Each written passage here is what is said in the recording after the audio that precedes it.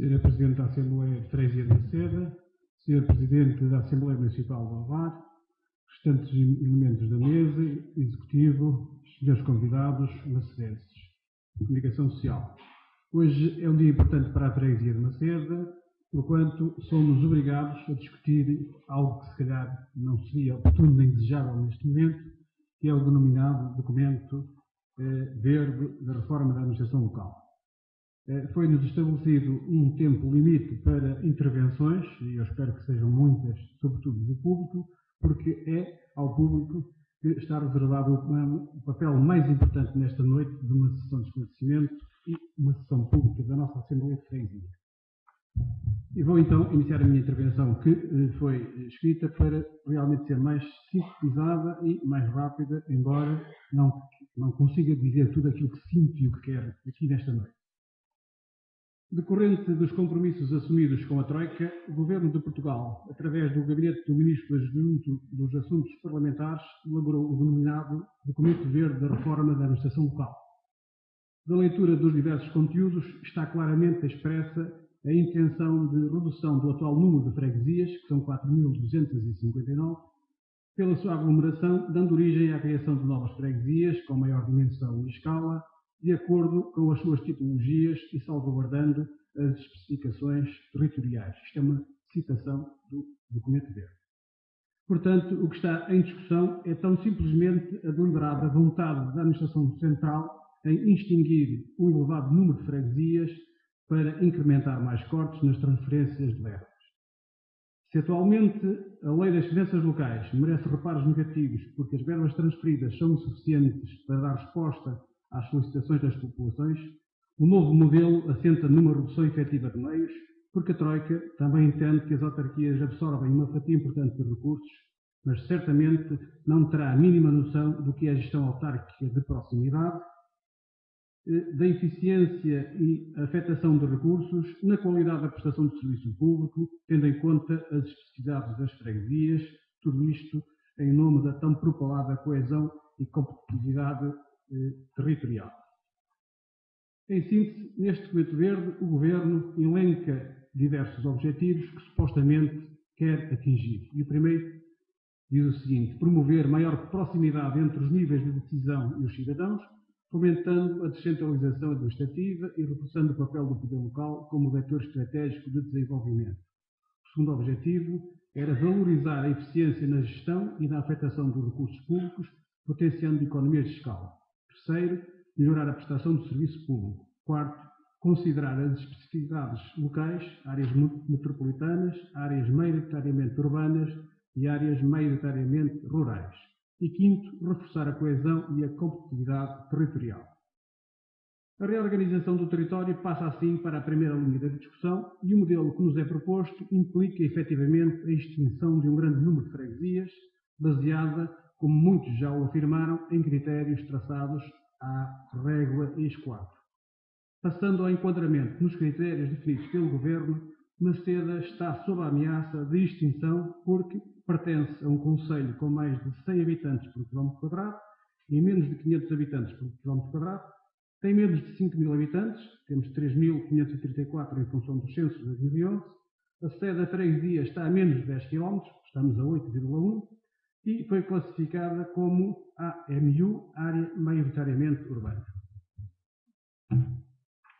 Não há dúvidas, portanto, que, face ao radicalismo dos critérios, a ameaça de extinção é uma realidade e obriga a freguesia de Maceda a aglomerar-se com outras.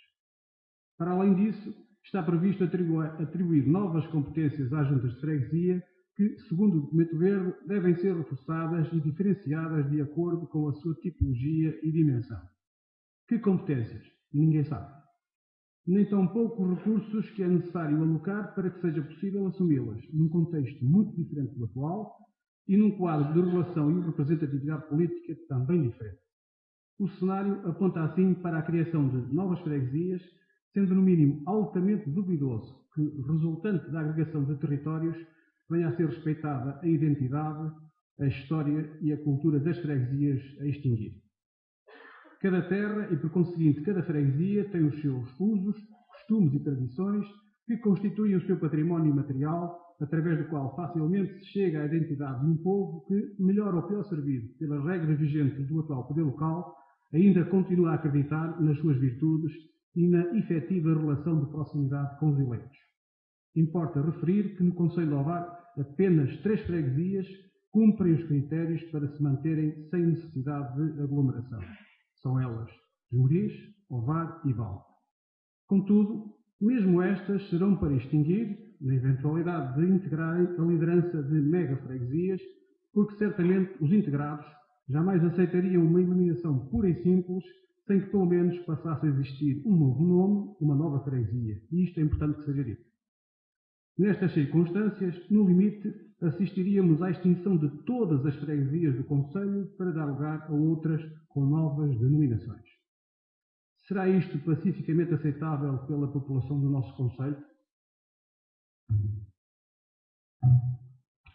Por outro lado, alguém terá de explicar muito bem o que cada um representa, o que é, até no simples domínio da fidelidade e obrigatoriedade da defesa de usos e costumes, sustentados em ricos e valiosos trabalhos, como por exemplo monografias, publicações similares e dossiês depositados em entidades idóneas com créditos firmados em todo o mundo, como é o caso, por exemplo, da Federação Nacional de Folclore Português. Cada freguesia tem a sua história e não outra qualquer, que não pode, de facto e de direito, ser ignorado. Neste domínio, que legado vamos passar às gerações futuras? Uma caldeirada de areia? Os defensores da cultura tradicional saberão o que lhes estão a preparar ao fim de décadas de divulgação da nossa riqueza histórica? Certamente que não, porque quando assimilarem as consequências, não ficarão bem enquadrados na fotografia da sua própria autenticidade e, caso passem a pertencer a uma terra que ainda não sabem o nome e que mesmo isso até pode não ser tão fácil de se obter consenso. Acresce a tudo isto a legítima preocupação das populações não sentirem verdadeiramente garantidos os seus direitos, da tal maior proximidade que parece apontar precisamente para o inverso, da desejada maior eficácia da qual se duvida e de tantos outros argumentos que se podem invocar para não se ficar indiferente perante uma reforma que não é desejada, pelo menos nestes moldes.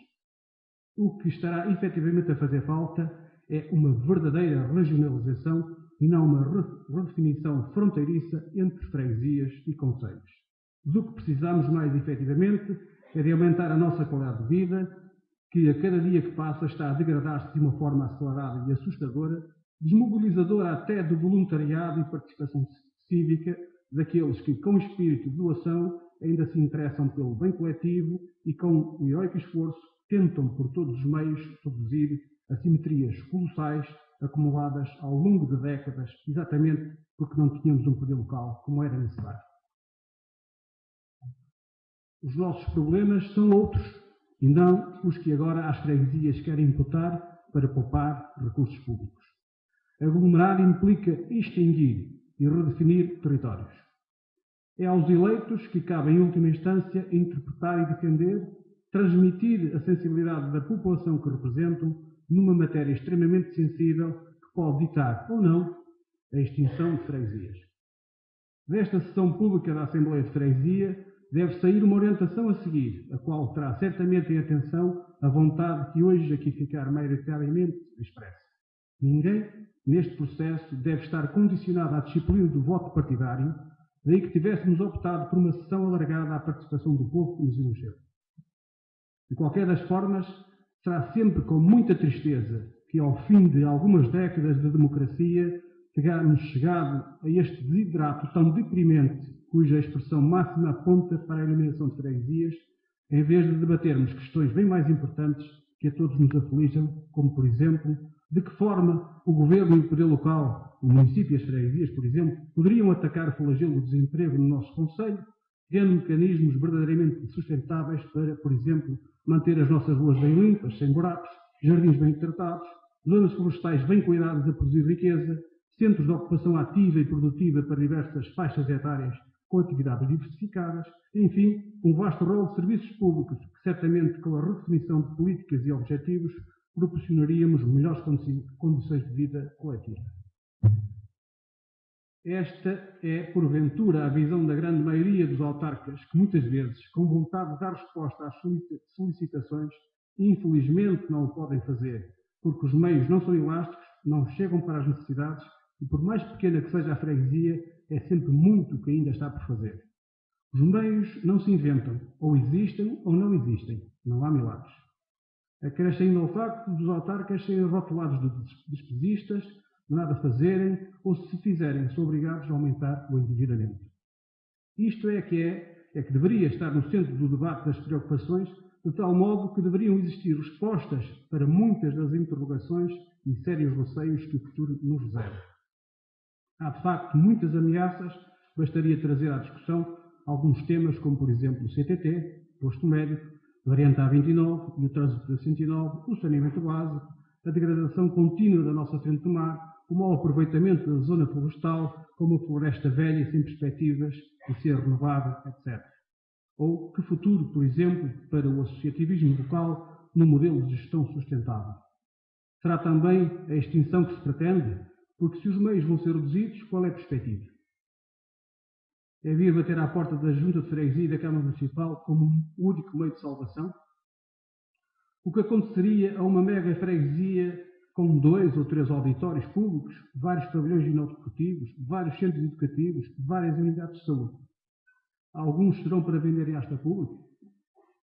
É isso que o futuro deixa antever em nome da racionalização, da eficácia, da proximidade e melhor serviço e oferta pública?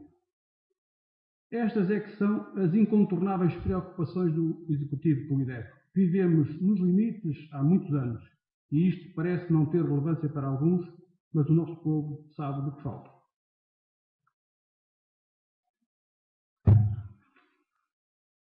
Era isto, caros eleitos, cidadãos e convidados, que mais nos interessaria debater, mas a Troika, que não nos conhece de lado nenhum, quer impor-nos uma filosofia de gestão para a qual não estamos minimamente preparados. Não vivemos num país com uma economia forte, aliás, nunca o experimentamos, mas querem nivelar-nos pelos mais ricos, pouco importando onde vai cair o corte, quando ainda nem de todas as infraestruturas dispomos. É caso para dizer, regionalização, a tua falta a quanto nos obrigará. Caríssimos, a minha intervenção serviu apenas para lançar alguns dados para o debate, aberto à participação pública, que de forma serena e no respeito pelas mais elementares regras de funcionamento democrático, deve dignificar o instituído poder local, como sempre o soubemos fazer. Estou certo que mais uma vez saberei estar à altura das exigências deste momento. Penitencio-me por ter tomado algum do vosso precioso tempo, mas como uma cedência assumida, e vareiro convicto, apenas pretendo que reflitam sobre o que somos e o que queremos ser. A vossa vontade será respeitada e vinculará a posição oficial desta Assembleia de Freguesia relativamente ao enquadramento da nossa terra na reforma da administração local que o Governo deseja concretizar. Num momento tão importante da nossa história, que corre o risco de ser interrompida, decidam em consciência. Decidam bem. Por Macedo.